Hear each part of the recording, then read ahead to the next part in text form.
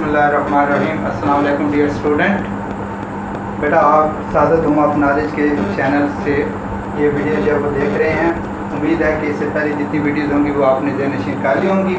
आज हम DC machine का नया आर्टिकल नंबर 1.4 जो है वो स्टार्ट ले रहे हैं। इस आर्टिकल को पढ़ने से पहले आपसे रिक्वेस्ट है कि आप इस चैनल को सब्सक्राइब करें, इसको लाइक करें और अपने कमेंट से मुझे आगाह किया करें ताकि मेरी हौसला अफजाई होती रहे।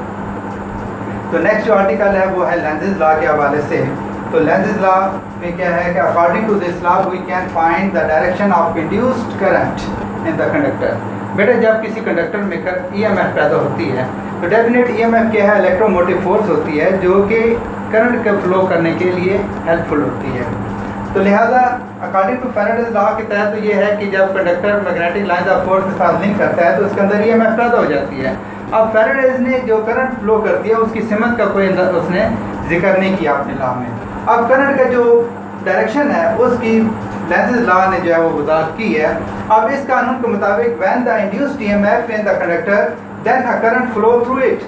डेफिनेट जिस वक्त के कंडक्टर के अंदर ईएमएफ पैदा होगी वो उस कंडक्टर में करंट के बहाव का मूजिब बनेगी। Its direction is always opposite of the movement of conductor. तो याद रखिएगा कि जो करंट की डायरेक्शन होगी वो हमेशा जिस सिमत में आपका कंडक्टर मूव कर रहा है उसकी अपोजिट डायरेक्शन पे चल रही होगी। It is called Lenz's law, इसको हम लेंजेस लॉ कहते हैं। तो ये ब्लू कलर में जो बेटा लिखा गया है ये उन बच्चों के लिए जो कि उर्दू में अपने जो है वो पेपर हल करना चाहते हैं या स्टडी जो है वो रखना चाहते हैं, उसके लिए है कि इस कानून के मुताबिक इस कानून की मदद से किसी कंडक्टर में बहने वाली करंट की सिमत मालूम की जा सकती है। इस कानून के मुताबिक जब किसी कंडक्टर में ईएमएफ पैदा होती है तो इसके नतीजे में करंट का बहाव शुरू हो जाता है जिसकी सिमत हमेशा कंडक्टर की हरकत करने की सिमत के मुखालिफ होती है।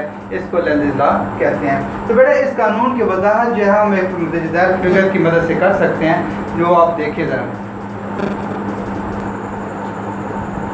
बेटा इस लेंजेस लॉ की जो एक्सप्लेनेशन है वो हम इस फिगर से कर सकते हैं। अब इसमें देखिए ये दो फिगर्स बनाई गई हैं, फिगर ए और फिगर बी। इस फिगर के अंदर क्या है कि कॉइल है और इस कॉइल को एक गैल्वानोमीटर के साथ जोड़ा गया है और ये गैल्वानोमीटर की सुई जो है वो ज़ाहिर की गई है। अब ये हमारे पास एक बार मैग्नेट है जो कि इस कॉइल से दूर फासले में है। अगर आप इस बार मैग्नेट को इस कॉइल के अंदर इंसर्ट करते हैं तो ये डॉटेड लाइन में वही बार मैग्नेट दिखाया गया और ये एरो शो कर रहा है कि ये मैग्नेट जो है वो कॉइल की तरफ मूव कर रहा है अंदर की जानिब। अब इसकी डायरेक्शन अंदर की जानिब हो रही है जबकि गैल्वानोमीटर जो है वो जीरो से लेफ्ट साइड की तरफ मूव करेगी, अपोजिट डायरेक्शन भी शो करेगी। तो फिगर ए में क्या है, in this figure when bar magnet move towards the coil then the pointer of galvanometer move to left side. तो फिर गैल्वानोमीटर की जो पॉइंटर होगा वो लेफ्ट साइड पे मूव करेगा विच शोज अपोजिट डायरेक्शन, जो कि अपोजिट डायरेक्शन को शो कर रहा है। इसी तरह फिगर बी के अंदर क्या है कि अब ये बार मैग्नेट जो है वो कॉइल के अंदर मौजूद था, आपने इस कॉइल से बाहर निकाला है। तो अब यहाँ पे ये एरो शो कर रहा है कि ये बार मैग्नेट जो है वो कॉइल से बाहर निकल के इस पोजीशन पे आ रहा है। तो आप इसमें देखें ये गैल्वानोमीटर की जो नीडल है, ये जो पॉइंटर जो है ये राइट साइड में मूव कर रहा है। पहले इस फिगर में ये लेफ्ट साइड में मूव कर रहा था, अब इस साइड में वो क्या है मूव करके राइट साइड पे हो गया। अब यहाँ भी उसकी डायरेक्शन जो है वो अपोजिट हो जाएगी। तो अब यहाँ पे फिगर बी में क्या है, in this figure when bar magnet move outside from the coil then the pointer of galvanometer move on right side. तो फिर ये पॉइंटर जो है वो राइट साइड की तरफ मूव करेगा विच शोज अपोजिट डायरेक्शन। अब ये एक्सप्लेनेशन जो उर्दू में लिखेंगे बेटा फिगर दोनों के लिए सेम है, इंग्लिश वाले भी यही फिगर बनाएंगे, उर्दू वाले भी यही फिगर बनाएंगे।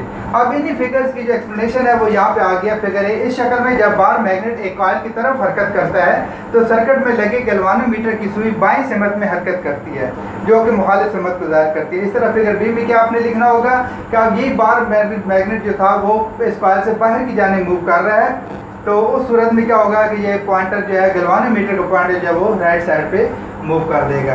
तो उम्मीद है बेटा आपने इस लेंजेस लॉ को अच्छी तरह ज़हन-नशीन कर लिया होगा।